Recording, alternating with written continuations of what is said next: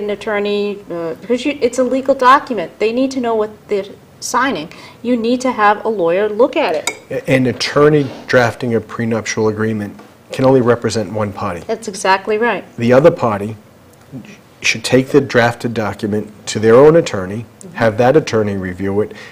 The Massachusetts, I think there's a form for the attorney to sign to say that they explain the agreement to them, yes. Or that they discussed it. Well, you can contain it in the agreement. Yeah. But more importantly is, it's not, to me, grounds for someone to say, oh, I didn't understand the agreement before I signed it, because if it's a well-drafted agreement, what, as Jackie was saying, we'll put in it is that you had the opportunity to bring it to an attorney. We advised you, you were advised to bring it to an attorney, and whether you did or not is your choice.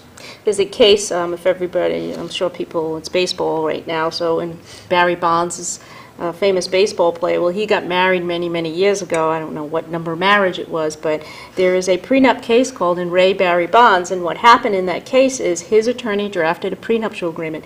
He married a woman, I forget her name, Sunshine, something her name is, but she was not an American.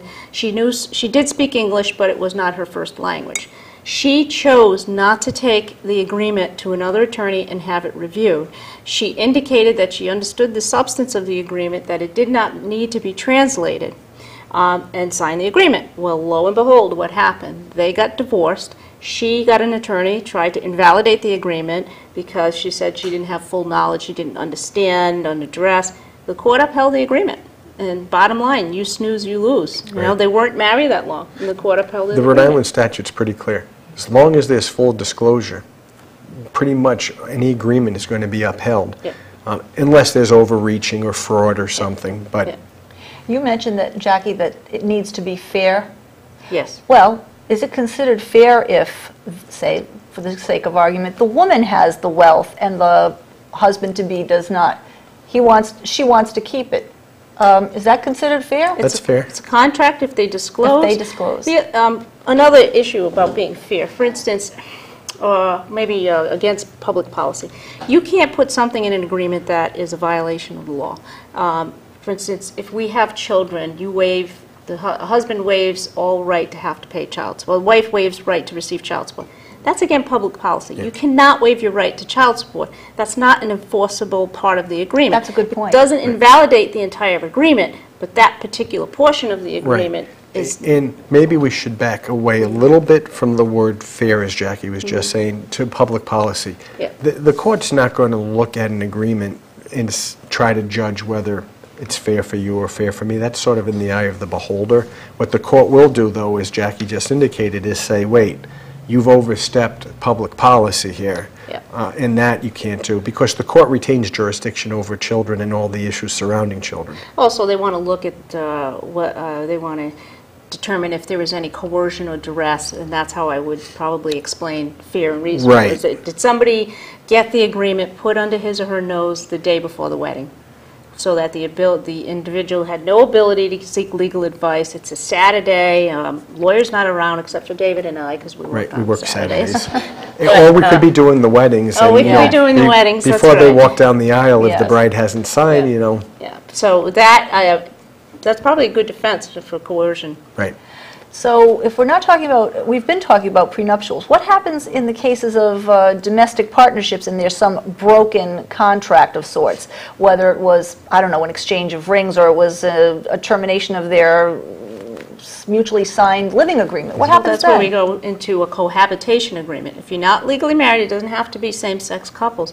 People who decide they want to live together, they don't want to say I do, you can have what's called a cohabitation agreement. All of these same elements as a prenup, make your full disclosures, except the only thing that doesn't happen is that they get married.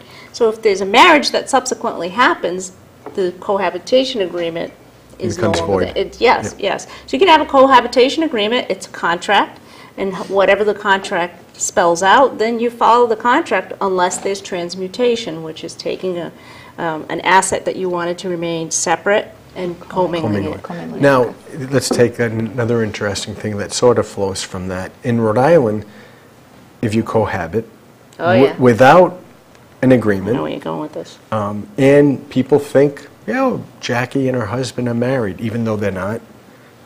they become married under common law. Common law. Right. One of the things I put in my cohabitation agreement is that the parties do not intend to be married. And if they are in a state that recognizes common law marriage, that it is their intention not to be recognized as a husband and wife. We have to think of everything. Right. Yeah. Rhode Island does recognize common law marriage. Massachusetts does No. not. No, but if you live in Massachusetts and then later move to Rhode Island, That's hold right. yourself out as a married couple, you can be recognized as common law marriage. Right, and that's why if it's a Massachusetts cohabitation agreement, you should put some language one way or the other in that. Yeah. So here's a question. So I'm getting engaged, and we live together, and I give you the engagement ring. Do you think that has any effect on common law marriage in Rhode Island? Oh, I reversed the stage here. What do you? Gee, does it have any effect on common law marriage? Yeah. What do you think, Jackie? It was a gift. I'm going to take it as a gift. All I right. like that. All right, and You're I'm going an to take honorable it. man. I'm going to take it as protection from having you claim a common law marriage, because common law marriage in Rhode Island requires the present intent to be married. Oh, if I of gave you a course. ring that says, "Let's get Promise. married," What about it's And a it never promise ring? happens. Right. It's a promise ring. Suppose it wasn't technically an engagement ring. oh, when I gave it to you, I said, "I'm giving you this ring so that someday we will get married." Oh, but I'm going to be the devil's advocate because Okay. I think if you hold yourself out as husband and wife, they don't just look at that. They look at your tax returns. Are your assets Oh. held jointly? Do you? No, I totally yeah, agree with you, okay, Jackie. yeah. I'm just saying, as a defense, Okay. if I were the husband-to-be, Yeah. the presumed husband, and I gave you a ring to get married, and you're the one trying to bring the common law marriage claim, I say, how did we hold ourselves out to be married? You showed everyone our engagement ring, and they know we never got married. Of course, that's only one small issue, because if you're filing tax returns, if you're listed on my health care insurance As a as my spouse. spouse, forget what that. we talked about with each other. It's, and really, it doesn't matter. It's what does the public think. By the way, this has implications in other states, because if you're deemed common law married in one state, for instance, Rhode Island, you move to Florida, doesn't recognize common law marriages, okay, but you continue to hold yourself out as husband and wife. Well, the spouse dies in Florida.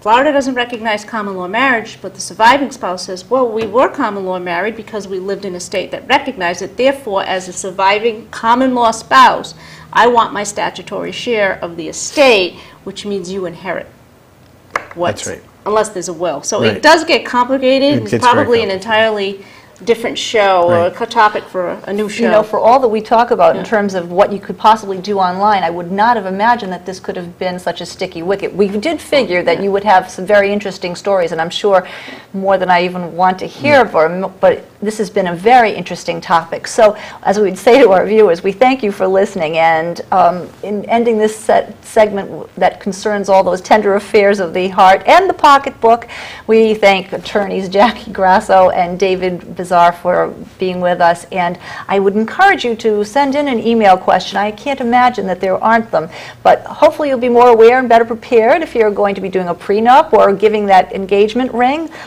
Please, if you do have questions about this topic or others, please email us at Legal Matters, legalmatters@fullchanneltv.net. Thank you for watching. All right.